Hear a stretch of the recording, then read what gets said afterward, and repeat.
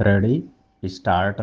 इससे मैंने पाया तन मन, इससे मैंने पाया जीवन, मेरा तो बस कर्तव्य यही कर दूं सब कुछ इसके अर्पण।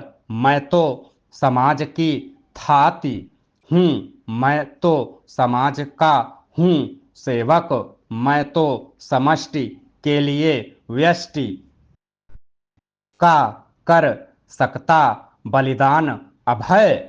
स्वयं को समाज का सेवक कहने वाला और समष्टि के लिए व्यष्टि का बलिदान करने वाला यह व्यक्ति कोई साधारण लेखक या कवि मात्र नहीं है, अपितु यह तो भारतीय राजनीति में एक स्तंभ के रूप में स्थापित हो चुके पूर्व प्रधानमंत्री श्री अटल बिहारी वाजपेयी हैं। भारतीय राजनीति में जिस प्रकार से उन्होंने एक नए युग की शुरुआत की वह निश्चय ही प्रशंसनीय है।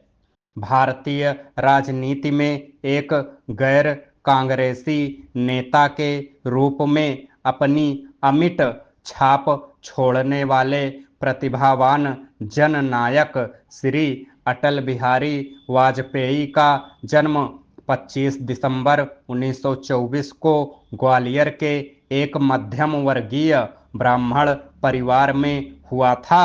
उस समय इनकी माता श्रीमती कृष्णा देवी और पिता श्री कृष्ण बिहारी वाजपेयी ने शायद ही यह सोचा होगा कि उनकी यह संतान एक दिन प्रधानमंत्री पद पर सुशोभित होकर उनका नाम रोशन करेगी।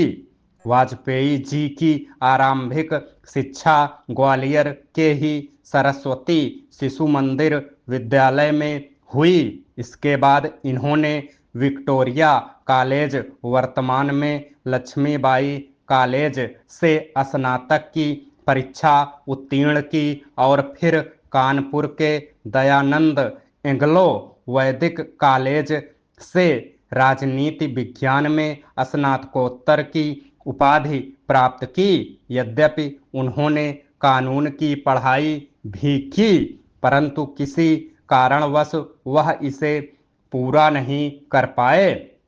श्री वाजपेयी जी अपने आरंभिक जीवन में ही राष्ट्रीय स्वयंसेवक संघ के सदस्य बन गए थे।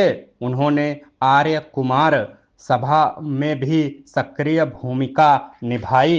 यद्यपि भारतीय स्वतंत्रता संग्राम में वाजपेयी जी की सक्रिय भूमिका का उल्लेख नहीं मिलता है, तथापि वर्ष 1942 में उन्हें भारत छोड़ो आंदोलन के तहत जेल जाना पड़ा था। इसके बाद वह भारतीय जनसंघ के संस्थापक डॉक्टर श्यामा प्रसाद मुखर्जी के संपर्क में आए और शीघ्र ही अपनी प्रतिभा के बल पर उनके राजनीतिक सचिव बन गए।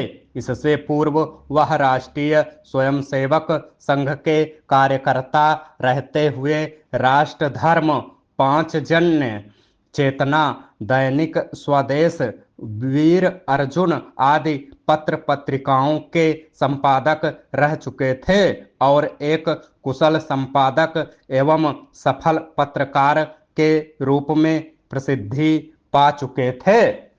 23 जून 1953 को डॉक्टर श्यामा प्रसाद मुखर्जी के आकस्मिक निधन के बाद भारतीय जनसंघ की अगुवाई का भार अटल जी पर आ पड़ा, जिसे उन्होंने बखूबी निभाया।